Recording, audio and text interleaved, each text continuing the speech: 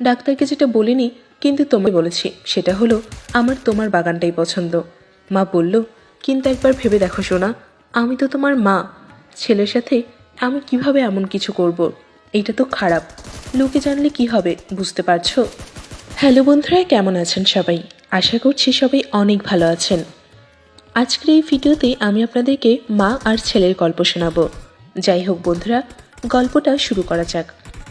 আমি প্রথম থেকেই আমার মাকে অন্য দৃষ্টিতে দেখতাম, কারণ আমি ভিডিও আর ওইসব গল্পের বই পড়তে পড়তে ভীষণ অন্যমনস্ক হয়ে পড়েছিলাম। একদিন ভয়ে ভয়ে আমি আমার মায়ের দিকে তাকালাম। এরপর আমার ইচ্ছের কথা আমি আমার মাকে বললাম যে আমার বড় বয়সী মহিলাদের পছন্দ।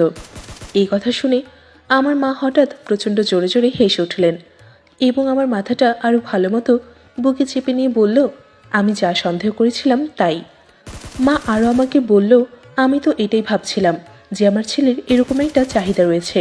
ডাক্তারও সেটাই বলেছে। মনের বাসনা গোপন করে করে তোর স্বাস্থ্য ভেঙে যাচ্ছে, তা তো বুঝতেই পেরেছি।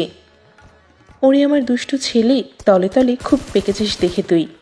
আমার ধর্মকর্ম করা বিধবা মা রাগ তো করেইনি, বরং আমায় অবাক করে দিয়ে মুচকি মুচকি হাসছে। আমি ভাবলাম, বাহ, একদিনেই মনোরোগ চিকিৎসক আমার মায়ের এত পরিবর্তন করে দিল। আমার গলাটা টিপে দিয়ে মা হেসে হেসে বলল, শোন বাবা, এই বয়সে তোর এটা খুবই স্বাভাবিক ব্যাপার। এমন চাহিদা 24 বছরের তরুণের জীবনে হতেই পারে। এছাড়া ছেলেরা এসব বাস্তব ঘটনাগুলো নিজের বাবা কিংবা বড় দাদার কাছ থেকেই শেখে, যে দুটোর কোনোটাই তোর নেই। তাই তুই বিনা দ্বিধায় আমার কাছে নারী পুরুষের ওইসব বিষয়ে সব কিছু জানতে পারবি। আমি যতটুকু সম্ভব বন্ধুর মতো করে তোকে বুঝিয়ে বলবো। এবার বুঝলি বুদ্ধ? আমি বললাম, কিন্তু মা, তুমি ছেলেদের ব্যাপারটা বুঝবে না। মা বলল, বাবা গো বাবা, বল দেখি তোর আসল ব্যাপারটা কি? আমি আমতা আমতা করায় মা বলল, বেশ তো বল, তবে ওইসব সম্বন্ধে তোর আর কি প্রশ্ন আছে শুনি। তবে তার আগে শুনে নিই যে তুই নিজের যে বয়সে বড় মহিলাদের যাকে মনে মনে কল্পনা করে এত কষ্ট পেয়েছিস, তার নাম কি, বাড়ি কোথায়, কিভাবে তোর সাথে পরিচয়, আমি সব কিছু শুনবো। আমি বললাম, ওইখানে তুই আসল সমস্যা মা। ওই মহিলার নাম আমি কিছুতেই তোমায় বলতে পারবো না, কিছুতেই না। আর তুমি নাম জানলে ভীষণ রাগ করবে, আমি জানি সেটা। মা বলল, আমার লক্ষ্মী ছেলে, তোর কোনো ছেলে মানুষের সাথে আমি কখনোই রাগ করব না, প্রতিজ্ঞা করছি। তুই নিশ্চিন্তে সেই মহিলার নাম বল। আমাদের মেডিকেল কলেজের কোনো মহিলা ডাক্তার, নার্স নাকি ম্যানেজমেন্ট অফিসার? না মা। তবে শোনা, বলছি তো, আমাকে সেই মহিলার কথা বল। আমাদের দুজনের কাছেই তো বটেই। তাকে তুমি বিলক্ষণ ভালো মতোই চেনো। সেই মহিলাটা আর কেউ নয়, সেই হলে তুমি। সেই মহিলা আমাকে জন্ম দেওয়া মা, স্বয়ং তুমি। আমি দেখলাম চোখের নিমিষেই মায়ের মুখ যেন ফ্যাকাশে হয়ে গেল। ভাষাহীন বোবা প্রাণীর মতো নির্বাক নির্পলক চাহনিতে তাকিয়ে আছে আমার দিকে। মা উগ্রভ্রান্তের মতো কোনো মতো আতকে উঠে বলল, কি? এই তুই কি বলছিস গদাই? আমি তখন বেপরোয়া, যা হবার হবে। মাকে এখনই সরাসরি মনের কথাটা বলে ফেলা দরকার। মায়ের চোখে চোখ রেখে শক্ত গলায় গড়গড় করে বলে ফেলি, হ্যাঁ, ঠিকই শুনেছ তুমি। তোমার বাগানটাকেই আমি প্রচণ্ডভাবে চাই। তোমার সুন্দর পেঁপে চোড়াকেই আমার খুব খেতে ইচ্ছে করে। শুধু তাই না, আরও অনেক কিছু ইচ্ছে করে, যা কোনো দিন করা সম্ভব নয়। তাই আমার পক্ষে হাতের ব্যায়াম করা ছাড়া আর কোনো উপায় নেই। এছাড়া আর কোনো পথ খোলা নেই। তোমার এই সুন্দর বাগানটার প্রেমে পড়েছি মা। আমি এক নিঃশ্বাসে কথাগুলো বলে উঠে দৌড় লাগালাম। আমার খেলোয়াড়ের অবস্থা ততক্ষণে খারাপ হয়ে গিয়েছে।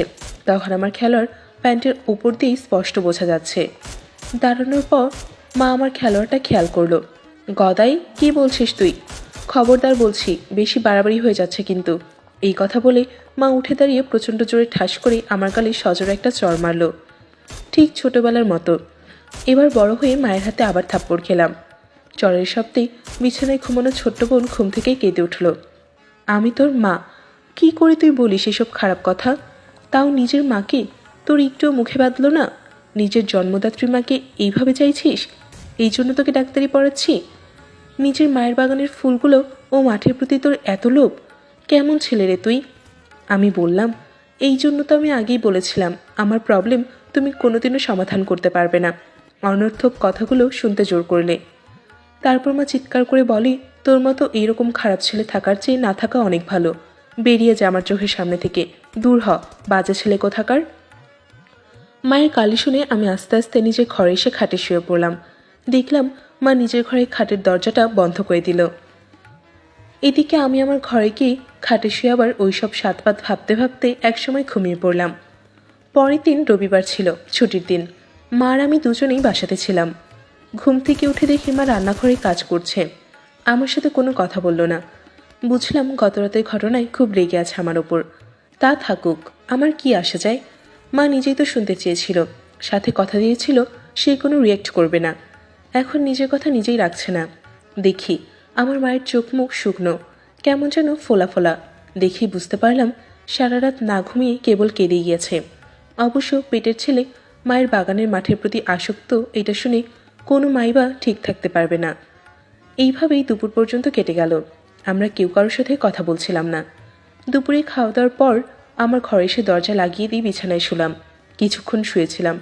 হঠাৎ দেখি আমার বিধবা মা শোভা আমার ঘরের দরজা ঠেলে ঘরে ঢুকলো। আস্তে আস্তে মাথা নিচু করে আমার সামনে এসে বসলো। আমার ধার্মিক মায়ের স্বাধীনতার কথা আগেই বলেছি। সেদিন যেন আরও বেশি শালীন পোশাকে ছিল। মাকে দেখে আমি তাড়াতাড়ি খাটে উঠে বসলাম। প্রথমে কোনো কথা বলছিলাম না।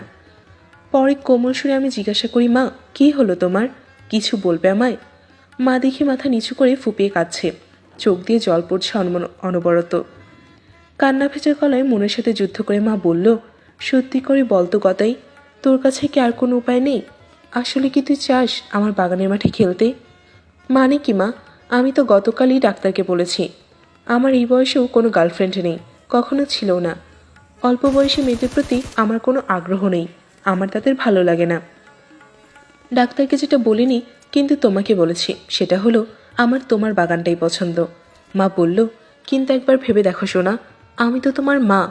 ছেলের সাথে আমি কিভাবে এমন কিছু করব? এটা তো খারাপ, লোকে জানলে কি হবে বুঝতে পারছো? তুমি সমাজে মুখ দেখাতে পারবে না। এইসব কথা শুনে বুঝলাম মা বেশ নরম হয়েছে। গত রাতের পর এই তো সুবর্ণ সুযোগ। এখন যদি মাকে পটিয়ে বাগানে মাঠে খেলতে না পারি, তাহলে বাকি জীবনেও মাকে খেলতে পারবো না। মাকে নরম সুরে বললাম, দেখো মা, সমাজের ভয় আমি করি না। শিয়ালদহের এই বাড়িতে আমরা ঘরে কী করছি সেটা কোনো লোকেই কোনোদিনও জানতে পারবে না। তাছাড়া তুমি হলে মা, একজন পূর্ণ নারীও বটে। অল্প বয়সে বিধবা হলেও তোমার তো মাঠের খেলোয়াড়ের চাহিদা আছে। বাবা চলে যাবার পর থেকেই তোমার মাঠ খেলোয়াড় ছাড়াই খালি আছে। তাই আমাদের মা ছেলের উচিত একে অপরের মাঠে খেলে চাহিদা মেটানো। আর আমি কথা দিচ্ছি মা, আমার পরলোকগত বাবার চাইতে কোনো অংশে তোমায় আমি কম সুখ দেব না, দেখে নিও তুমি মা। এরপর মা আমায় তার বাগানের মাঠে খেলতে দিল। এইসব কথা গলে গিয়ে মা বলল, তাহলে ঠিক আছে। তারপর আমি ইচ্ছে মতো মায়ের সুন্দর বাগানে ইচ্ছে মতো খেলে মাকে অন্যরকম সুখ দিলাম। এরপর থেকে আমরা নিয়মিত খেলাধুলা করি। এইভাবেই চলতে থাকে আমাদের মা ও ছেলের নতুন সাংসারিক জীবন। তো বন্ধুরা, আজকের ভিডিওটা ছিল এই পর্যন্তই। দেখা হচ্ছে আগামীকালের আরও একটা নতুন ভিডিওতে। ততক্ষণ ভালো থাকবেন, সুস্থ থাকবেন। Bye bye.